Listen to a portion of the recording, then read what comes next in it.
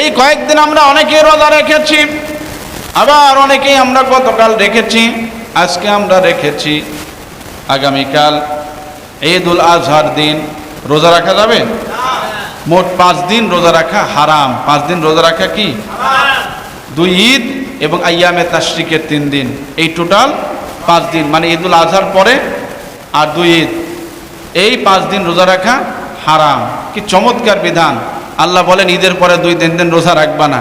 এই 2-3 দিন কোরবানি করেছ, বৈধ আনন্দ করবে, আর আল্লাহর এই নিয়ামত তোমরা খাবে। সুবহানাল্লাহ বলেন।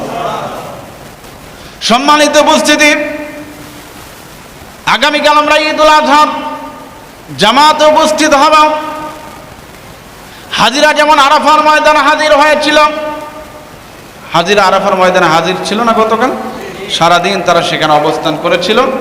সেখান থেকে তারা আবার মিনা এসে আজকে মধ্যপ্রাচ্য সহ ওই অঞ্চলে ঈদুল আজহা কোরবানি করতেছে।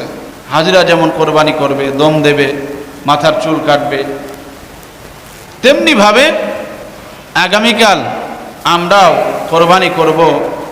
আমরা পরিষ্কার পরিচ্ছন্ন হব, চুল কাটবো, নখ কাটবো। তাই বলে আবার দাড়ি কাটা যাবে নাকি? সেই সুযোগ নেই কো।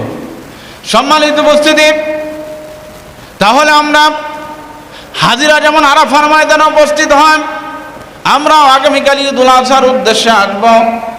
হাজিরা আরাফার ময়দানে উপস্থিত হওয়ার মূল উদ্দেশ্য হলো আল্লাহর কাছ থেকে ক্ষমা প্রাপ্ত হওয়া। কথা বলেন ঠিক কিনা? দুনিয়ার সমস্ত হাজিরা এক কাপড়ে, এক পোশাকে সবাই আরাফার ময়দানে হাজির হয়েছিল।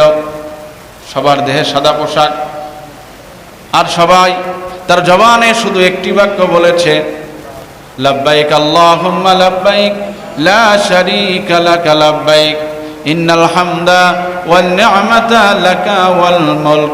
আল্লাহ, তোমার দরবারে আমি হাজির, তোমার সাথে কারো শরীক নেই কো। আল্লাহর সাথে কাউকে শরীক করলে যত বড় হাজি হোক না কেন, যত বড় গাজী হোক না কেন, তার ইবাদত কখনো আল্লাহর দরবারে কবুল হবে না। এজন্য বলেন হবে। সুতরাং আল্লাহর সাথে শিরক করা যাবে না। ইন্নাল হামদা ওয়ান নি'মাতা লাকা ওয়াল মুলক। সমস্ত প্রশংসা হবে একমাত্র কার? আল্লাহ। জোরে বলেন কার? আল্লাহ। ওয়ান নি'মাতা লাকা ওয়াল মুলক। সমস্ত নিয়ামত